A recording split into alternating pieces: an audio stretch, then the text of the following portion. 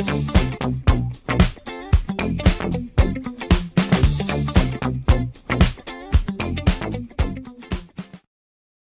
everyone, welcome to Rob's Funk and Junk podcast, episode number 29. 29. Hope your year started off really well. Hope you've all got to it and jumped in straight, alive and kicking and bursting out of the seams like I have. I've got a weird one today. I'm going to insert a few little videos that I've taken today. I've sort of got, started the year with gigs and sessions, same as usual. Always a little bit quiet. That bit in between Christmas and New Year's is something that I find a bit of a pain in the backside sometimes. But I'm sort of glad to be into the year now, and a few gigs. We had a Trionic gig with my band Trionic, not my band, but the band that I'm in, Trionic. We played in London night before last, of which I will show you a little video of a video of the road of not the road really, but a little bit of a mishap getting to gigs and stressful situations. So I recorded another little video in my car the other day, but you'll get the gist of that. I'll insert that in a minute. And I've had a bit of a change around in my studio. I've got a new camera here. It's not a new camera, but it's a camera that I've finally got the cable to connect to my computer correctly. So hopefully it looks a bit better and you can see the full ghastliness of this a little bit clearer. But yeah, I've just been getting on with it. Gig tomorrow night. So I'm back in London tonight. Doing the residency gig that I do, the Langens one that I was waiting for on my last podcast video. And tomorrow I'm off to Paris. We're playing at the New Morning in Paris tomorrow night, the 12th of January. So if anyone's watching this and they're in Paris, on the off chance, come down and see us. I think we've sold all right. It's quite hard getting it off the ground, a new band. Not really a new band, but it's quite hard getting, I've talked about this before, but getting people to come out to shows is not the easiest thing to do when you don't have the largest Instagram or social media following at all. So we are working really hard on trying to get that, but I think we're all feeling a little bit marketing fatigue. I know I definitely am feeling a little bit of marketing fatigue. You feel like you're constantly selling something on your social media platforms. And yeah, when you're not naturally into shouting about yourself, I think that's, I suppose that's what it's for. But that's, I've mentioned this in the past. When you don't have a huge following on Instagram, sometimes a venue won't even consider you now. So I think we're about 2,700 followers on the Trionic Instagram. But it's very easy to get disheartened with it and sort of feel, what am I doing this for? But you just have to keep slogging. And the night before last, we played in London. It was a really good turnout, actually. We were sort of disheartened a little bit by the figures that were being told to us about people that were coming to the gig. But by the time we got in there, or by the time I got in there, which you'll see, you'll understand later, it was actually pretty good. A really good turnout of people. It was lovely to meet the people afterwards, and if you did come up and say hello, it was nice to meet you. And we all really appreciate you coming out to see us, and we hope you had a great time because we really enjoyed playing. But yeah, we're playing in Paris tomorrow night. Which I'm really looking forward to. Well, I've never played the New Morning in Paris, so from what I understand, it's almost like a sort of like the Paris equivalent to Ronnie Scott's. So yeah, we're really looking forward to that. It's really, really nice that they're having us in there, and ticket sales have been going okay. It seems not too bad. So if you are coming, come and say hello afterwards. And I was going to say I'll have a glass of wine with you, but actually I'm not drinking at the moment. I'm what is the date today? The 11th of January. So 12 days with no alcohol, which I must say feels absolutely great. I feel so much more alive in the mornings and throughout the day, not waking up with a little bit of a hangover, or whatever it is that you have the next day after a drink. But yeah, I'm really enjoying having a drink. But as I say, this podcast is going to be a little bit different today because I'm inserting a few different videos in.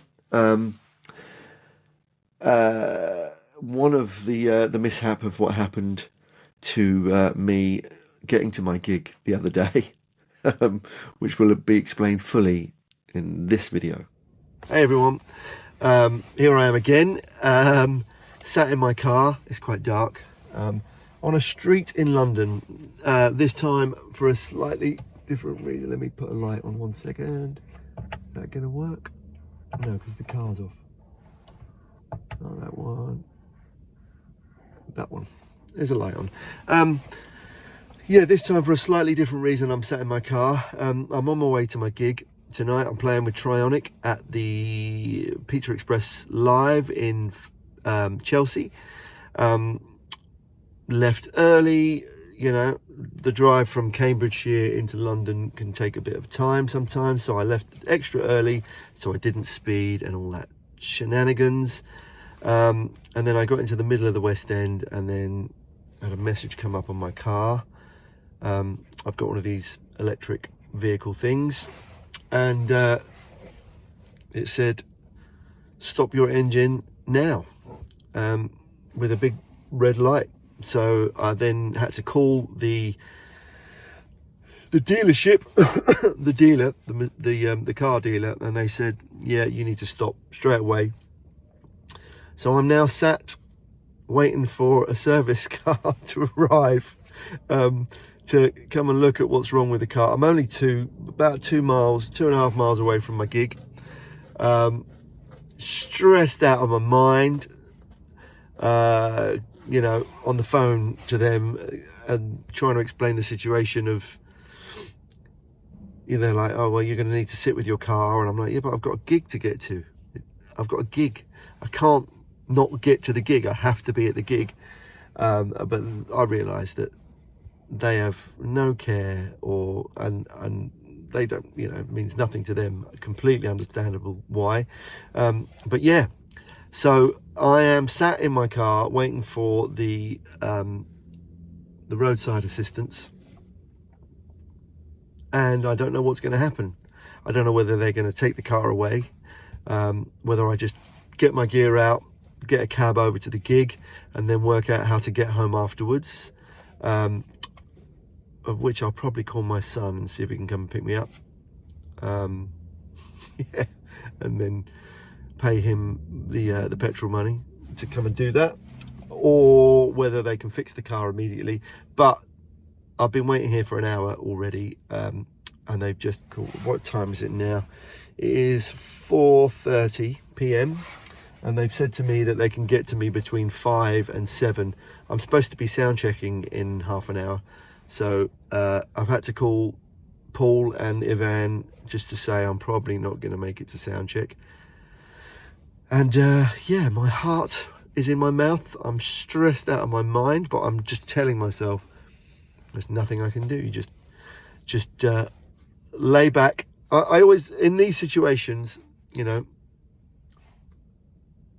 I kind of I learnt this little method that I did whenever things are completely going mad around you and falling away from control.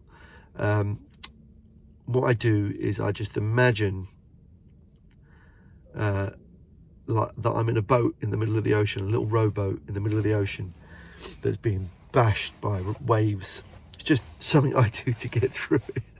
But I imagine that I'm in the middle of the ocean being battered by waves, and I've got 2 oars, and I just realise that nothing I do is going to change anything.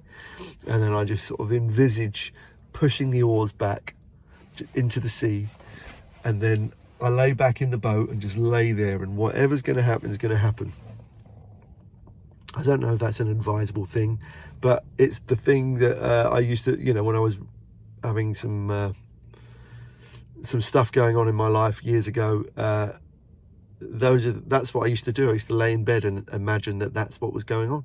There's no way I can control any of this now. It's happening whether I like it or not, and all I can do is just hang on for dear life, and eventually things will be okay. Just my little method of getting through silly crap. Because actually, yeah, it's important to get to a gig, but if I can't make it to the gig, I can't make it to the gig. It's not for the want of trying. I had this on a recent, when we did some gigs last year, we again, this was at we played in Soho with Trionic, and it was one of our first or second gigs that we'd done. And I was using I had my quad cortex set up that I was using on the gigs, and I'd packed two of them because I have two. I have a main quad cortex and a spare. And I got to the sound check all bright-eyed and bushy-tailed and really, really excited about it. And when I unpacked my stuff, I realised I picked up I picked up the wrong power adapters for the quad cortex, and the ones I bought just didn't work at all. And that's one of the main problems with those, is that the power adapters, you can't just use anything. It's got to be specific for that device. And I bought two completely wrong adapters because I'm a bell end. But luckily Ray was coming to the gig later that night, and I called her and she picked them up and brought them down. But it meant that I was right, because where I was in London, it was right near Denmark Street, which, for those who don't know, is like the music alley in London, in the West End of London. It's where all the music stores are, or used to be anyway. There's still a lot there. I traipsed around all of those trying to find an adapter. Not one of them had one in stock. None of them. And I must have gone to 7 shops. None of them had one. So, word of warning to anyone using a quad cortex: if you haven't got the adapter, you're in shit. It's not going to work. So make sure you have 7 of them in your rig to make sure you got spare ones. I know they do some replacement ones now, which I've not actually looked into yet, but tonight I'm not using that at all. I've got a small pedal board tonight, and my amp, or whatever amp they've got at the venue, I've got a small pedal board that I'm using for the gig. But it just goes to show, doesn't matter what precautions you take, if the powers that be don't want you to get there, you just have to sit back and take it. That's just how it is. Yeah, shitty one. But I'm waiting for the RAC, the old RAC. Yeah, it's quite frustrating, but is what it is. It's not in my hands. Another bit of news, not for me anyway, not for you, but for me, I haven't had a drink since my last podcast. Actually, I haven't had any alcohol past my lips since the last podcast, and I must say I'm feeling so much better for it. Yeah, what's that, 9-10 days now? 9 or 10 days. So yeah, I've not touched a drop of alcohol. I'm just waiting for the weight to drop off, get rid of the old double chin. When I ordered a chin, God thought I said gin, so he gave me a double. Getting rid of that. From what I've read online, apparently when you stop drinking alcohol, I'm not a crazy drinker. I have been a crazy drinker, but not a crazy drinker. I might have said this before, but I didn't touch a drop of alcohol till I was 40 years old. Not a drop. I didn't touch any alcohol till I was 40 years old. But I've definitely made up for it since then. And that usually involves me and my other half, Ray. We would usually, share a bottle of wine of an evening. And then, but since lockdown, the dreaded lockdown, that's when we started drinking a bit more during the day, probably just to get us through the, just what's happening, and it would be a gin and tonic at 2 p.m. or something, especially because that summer was weirdly, it was almost like we were stuck at home, and I was still doing some work in my studio, but the gin and tonics would arrive at about 2 p.m. So anyway, a little bit of a way of life set in that we would just have a drink every now and then. But anyway, I've stopped. I haven't drunk a drop since New Year's Eve, which is good. I feel really good. And as I say, just waiting for the weight to drop. I'm doing a bit of exercise at home. Probably like you all are. I don't know if you've made any New Year's resolutions to not keep, but that was one of mine. I just wanted to take care of myself a bit more. Let's see if I'm doing the same in a week's time. If I call you, I'm not calling you, but if I might be doing it where I'm I'll say I actually had a drink at the weekend or something, but hopefully I won't. I don't feel like I need it at the moment. I'm really enjoying waking up not feeling crap the next day. So, but what I would really like is for this service engineer to turn up and flick a switch in my car and everything to be okay. God, it's so stressful. Why doesn't anything work properly anymore? All these fucking solutions of things that are supposed to be better, and they're not. There's always problems. Always problems. Things always break down or stop working, or things that are supposed to make things easier and better for you, they're just not. So anyway, I had a few frustrated calls with the aforementioned dealer that I got the car from. I got this car because I was in an accident last year. So I'm in a Mercedes electric car. Not being flash, I just had a Mercedes before. Whether you think that's flash, I don't know. It doesn't matter. I just like driving Mercedes cars because they're so reliable. They're usually so reliable. Not this puppy. This one's not reliable at the moment. But I had a Mercedes car before, an estate, and it was March last year, on 2023. I was on my way to yet another gig, and I had a good friend of mine, Dave Marks, bass player, in the car with me, and we were driving to a gig in Oxford, and we were sat in a traffic jam, and long tailback traffic jam, and all of a sudden a big old Mercedes SUV type thing has just come and walloped me up the arse in my car and pushed me into the car in front, and then that car into the car in front as well. So all in all, there were 5 cars involved in this accident. I don't know what the guy behind me was doing, but he obviously wasn't paying attention, and he just hit me, completely wrote my car off. So my car, same thing, on my way to a gig. Luckily, the car crawled. I managed to get the car to the gig. I'm probably about 6 or 7 miles away. Got there, called a recovery thing. They said the car had to come and be picked up. Stressed out of my mind on a gig. I had to sort of get all my equipment, everything out of the car, get it into the venue, do the gig, and then wait for a taxi. I had to get a taxi to take me back home from Oxford to Cambridgeshire, which cost it was probably half what the gig fee was. So probably, like 250 quid or something to get home. My car was picked up. I had to leave my the keys to my car on the wheel of the car because I had to go in. And it was pissing down with rain. It couldn't have been any more stressful.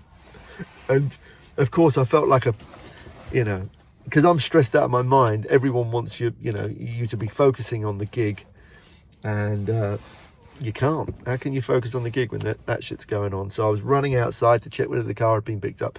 Anyway, I got home and did the old thing in my mind of everything's going to be okay, it's going to be fine. Push the oars in off the boat and just drift along on wherever the waves take you. And fun times, huh? fun times. So yeah, I'm sat again. I won't do all my podcasts like this. In fact, I'm going to keep this short because I'm going to flesh it out. I'll put this in the middle, probably in the middle of another podcast, because yeah, I just thought I'd tell you what's going on, and also it keeps me amused for the last 20 minutes, 15 minutes. But yeah, stressful. I hope your year has started okay. Wow, the guy that comes out there, he looks just like someone's just come out of a building there. Looks like Moby. Remember Moby? Moby the musician, the sample-based musician from the late 90s, was he? Late 90s, I think. Yeah, he was. He did that album. I can't remember what it was called, but he had loads of vocal samples on the album. And I think it was used on everything. Every song off his album was used in either a film or a huge marketing campaign advert. And he made, yeah, it was a huge record. So yeah. Anyway, I'm going to keep this short. I hope your year has started off okay. And back to Rob in the studio. So yeah, as you could see. Yeah, I actually made it. Well, as you can't see, I made it to the gig. I got there okay. I literally got there probably 40 minutes before we were on stage. So I was a little bit flustered, a little bit stressed, but made it in okay. Seems to be a jinxed thing. Pizza Express in London, because we did it last year, and we played the Soho Pizza Express last year, and I turned up. I was using my quad cortexes for that gig, and I took two. One as my main one, and one as a backup, which is advisable if you can afford it. But stupidly, because I was sort of in a bit of a faff leaving the house in the morning, I packed the wrong power adapters for both of the quad cortexes. So I turned up to the sound check thinking, great, can't wait to get in there and get settled in. It's always great to have a good sound check and kind of get a feel for the room and what the sound's going to be like. And I unpacked my gear and realised I had the wrong adapters. So I missed the sound check. I traipsed round, because I was in the West End. I went to all of the music shops in Denmark Street, which is the place to go for gear in London, if you're that way. Mind you, I never go there. I just go there usually to look at really, really expensive guitars. But not one of them had one of these power adapters in for the quad cortex. And I don't know if you know this, but they are very specific things. You need the correct power adapter. So luckily, Ray, my wife, was coming down to the show that night, and she was getting the train down, and she brought them along. But they arrived literally 15 minutes before we went on to the gig. So my heart was in my mouth, as it was the other night, because I turned up we were on at 8 o'clock, and I got to the gig at around probably about 20 past 7, maybe 7:30. Got my equipment on stage, set it up. But when your brain is your cortisol levels, my cortisol levels were super high. So it was almost like I got to the gig and not really had a chance to think about what I was going to be doing. So but it was a great gig anyway. Really enjoyed it. But yeah, I must learn to calm my nerves a little bit more. Maybe some more meditation. So anyway, the other thing that's been happening since this new year started is I've had a bit of a change around in my studio. I am going to try and tidy up this room a bit.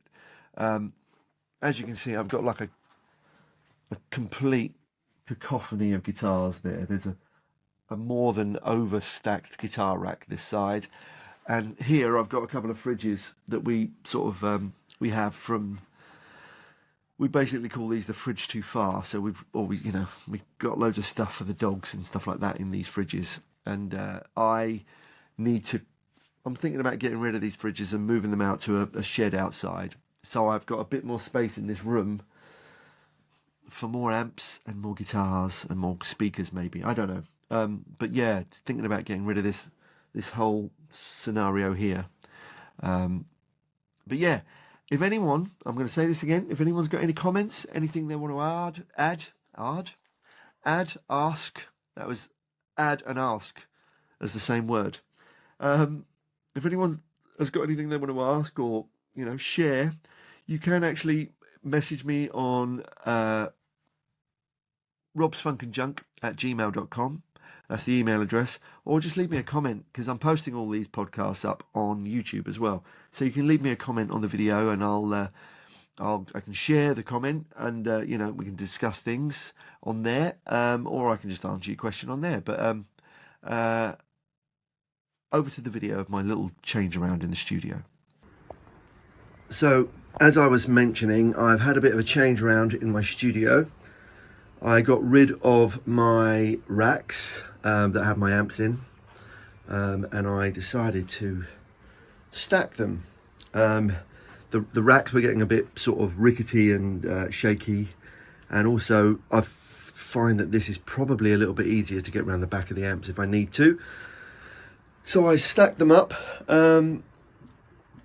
There's 6 amps there. It pretty much keeps me going. And so how I use these is I've got this amazing Cahayan amp switcher here. And it means that I can switch.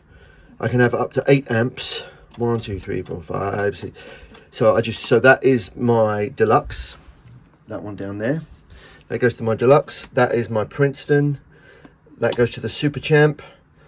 That goes to my JRT 915 divided by 13. Number 5 is my divided by 13 FTR 37, and number 6 is my Marshall, my old trusty Marshall, my JMP 50 watt 1970s Marshall, which I love. And then I can switch to different speakers. So currently how I'm running this, I've just got it coming out of speaker 1, which goes to my aux box, and it means that I can record using the cab simulators in the aux box, which are amazing. But actually what I've been doing is I have dragged in my old divided by 13 FTR, not FTR, 2x12 cab, and then I've double mic'd it with the old Royer and SM57 combination with the Royer mic thing, which is a really cool thing.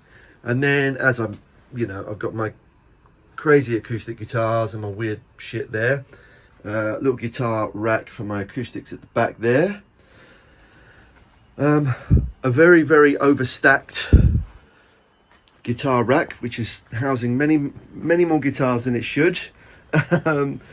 And my pedal board, which is in mid sorting out. I haven't used that for a little while. And then another little rack of guitars here. So what I'm hoping is I'm in talks with a great guy called Jason Crisp, and we're in talks. He's designing and putting up a double tiered guitar rack. So he's looking at doing that for me at the moment. But yeah, that's pretty much.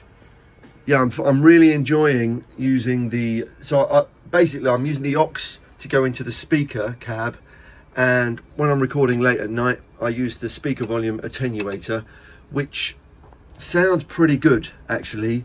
I've not noticed any problems with it at all. Little story about that. I don't know whether I've told this before about the Marshall, about the JMP Marshall. I'm going to switch this round. 1 second. So a little story about that Marshall is years ago I used to play with the amazing Don Airy, keyboard player, he plays for Deep Purple, and he worked with Ozzy Osbourne, Whitesnake, etc. He's amazing. Colosseum too. It's just incredible. And I used to go around his house sort of every Tuesday for what I used to call the Tuesday roast, because he used to sort of put me through my paces playing wise. And I was probably 19 or 20 years old, and I used to have this Mesa Boogie Mark III, which at the time for me was the mecca guitar, reading Guitar Player and Guitarist magazine. Anyone that was anybody back in those days had a Mesa Boogie Mark III. I'm going to try and stop wiggling my camera. It's annoying me. In fact, I'm going to put it down. Sorry, it's getting a bit Blair Witch. Put the camera down. Sorry about that. So I had this Mark III Mesa Boogie amp, which I thought was it. It was incredible. And I was playing with him one day, and he said, quite in a good way, but he was like, "Your playing's great, or your playing's okay, but your sound is terrible. You sound shit." So once I brushed aside my ego and got rid of, the deep crushing disappointment, failure, we jumped in a car and we went to a local music shop here near me in Bedford called Union Street. And we went into the shop and he pointed out that amp, that Marshall JMP, and he said, plug that amp into that 4x12 cab. And we grabbed a little rat pedal and he was just like, just play. And it just sounded great, absolutely great. And for the music we were playing, it was, definitely required. So I bought that amp. It was probably about £150, I think. That's what I seem to remember. It was £150. I don't know what it's worth now. If anyone knows what that would be worth now, it's a 1970s JMP 50-watt amp head, Marshall amp. So I don't know what they're worth now. I haven't checked, but I can imagine it's worth a little bit more now. But I will never part with that amp. I think it's great. I love it. And I use it a lot. Most of the time, pretty much, when I'm doing most of the sessions day to day, I'm using my Princeton Reverb though. So I can get a load of stuff out of that amp. It's either that or the Deluxe. The Super Champ is really great for lead sounds. I haven't really, discovered much about the clean side of that amp, but the reason for that Super Champ, which isn't mine actually, it's on permanent loan. A good friend of mine called Tony Rawson lent me that amp. But it's on long-term loan. I really should buy one. So, but I've got the Super Champ here because, as I've mentioned, I'm a massive fan of Alan Murphy, and that's what he used to play. I've since seen that quite a few of the Nashville guys are using the Super Champ. Jed Hughes is using it. There's a guy that I've come across recently called Justin Myers. He's got a great YouTube channel. Lots of sort of gear talk on that. So he's been using one. So yeah, they're obviously, I should buy one before they start rising in price too much. But I shouldn't say this. But if you get to try one, they're definitely worthwhile having hold of. Anyway, that's a few little changes in my room that I'm working on getting my sounds better in here all the time and recording. Just working on it a lot. I will spend hours in here just twiddling around and playing and trying different pedal combinations. This is the board that you saw. That's my studio board. That never really leaves the house really, and it's just sort of been in a bit of a state of disarray for quite some time. And it's just me getting around to wiring it up and doing it. But it's one of those things when you don't use something a lot. You don't need it. And it's not like I live in Nashville and I'm, or somewhere like that where I'm doing loads and loads of studio sessions. Who's that? Miles? Okay, I don't know. Just had a weird email come through. But yeah, it's not like I'm doing loads and loads of sessions where I need all those sounds at the same time. And usually if I need a particular thing, I will just plug that in and use it on the session. But I'd say most of the time, the stuff I do here is pretty much guitar into an amp. That's it. Guitar into a Princeton Reverb. I do a lot of that. And it's great having the different amps here. What I am going to do, the divided by 13's got two different speaker cones in it. And if I was more of a nerd, I would know what they were, but I'm not. I just know one's blue and one's not blue. And they both sound different. So I have been moving the microphone around when I'm doing overdubs. I move it from one speaker to the next to just get a different tone. But I do have another divided by 13 2x12, which I'm going to bring in. That cream coloured one is an open back. the black cab that I have is a closed back, and I am looking to sort of grab hold of some 1x10s. Up until recently, I had a Grossman ISO cab, which I've sold now. A very nice man came to buy that off me at the weekend, just gone. I sold that, and that was brilliant, but I've realised that using the attenuator on the aux box, I can, excuse me, Herbie, it's okay, sunshine. Sorry about that. Using the attenuator on my aux box, hey Herbs, he's just coming. Herbie the dog has just joined me. Means I can record at quieter levels, and yeah, it does change the tone a little bit, but not so much that I notice it. I think it really changes the tone when you back it right down to the last. I think it's on level 1. That's not something that I've needed to do. So I usually have it on 3 or 4 on the aux, and that means that I can get enough volume out of the cab to record it properly with the mics. I don't know if you can see this. So I've got 2 API mic preamps in a 500 series. I'll show you that in a minute. 2 500 series API thingy bobs, mic preamps, and then they feed into a radial mic mixer, preamp mixer. So both of my preamp outs come into this radial thing here. I can show you it just here. Is that it there? You see it there? Just pointing to it there. And on the front of that, I have little knobs, level 1 and level 2. And then I've got my API and my Neve clone stuff there, which pretty much is a set and forget sort of scenario with those. Sorry, my camera work's going to be making you throw up. It's pretty much a set and forget thing. And what I do with the radial mic mixer is, the mic preamp mixer, is I can blend my SM57 mic and my Royer mic, and it comes out and goes to one track. So it means I'm not recording 2 channels at the same time. I can get the blend that I want to send out to the client, rather than sending them, say, if every track had 2 microphones on it and I was doing,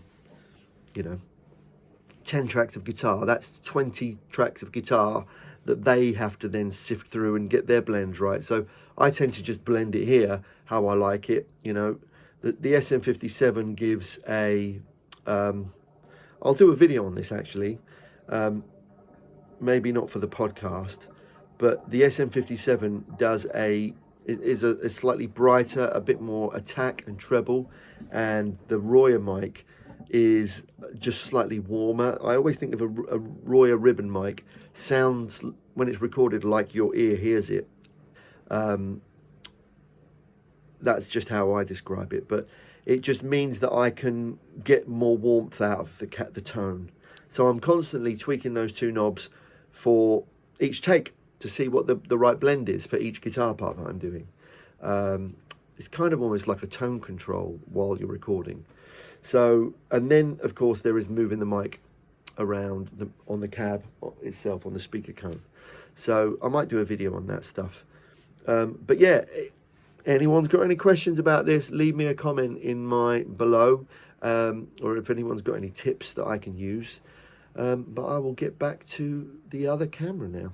See you in a bit. Yeah, as you can see, I've had a bit of a switch around.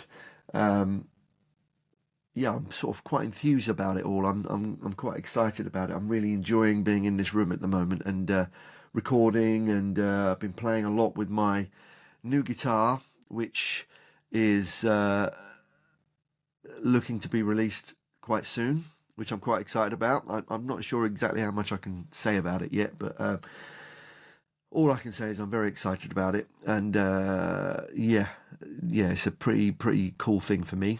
So yeah, but I've been playing around in here a lot, sort of spending a lot of time getting sounds and just working on things, as well as doing the work that I need to do. So yeah, I'm looking to up my game a bit in the studio here. Probably, I've been watching a lot of other people's channels and YouTube channels,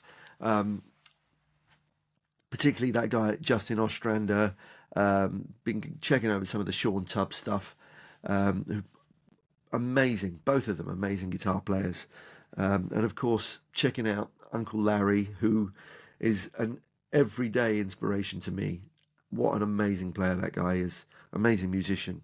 And so generous of his time. And, one video that he plays, I watched the thing he did with the Telecaster the other day. He was just doing just jamming on a Telecaster for sort of 8 minutes or five minutes or something.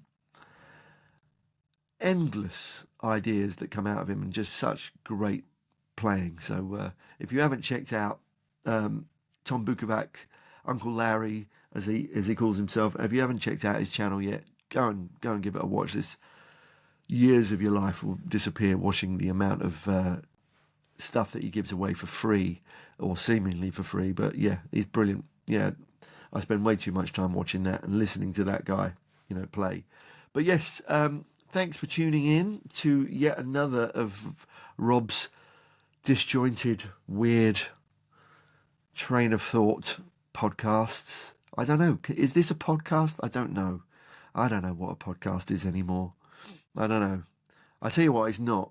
It's not me going, hey guys, here's 5 ways to improve your playing techniques. Number 1, and then doing all that stuff. I can't be that enthusiastic, especially not, what is it, Thursday? Oh, it's midday. It is Thursday. I can't be that enthusiastic. Yeah. So yeah, but thanks for tuning in, and thanks for listening to me rant on. And hopefully I'll see you next week.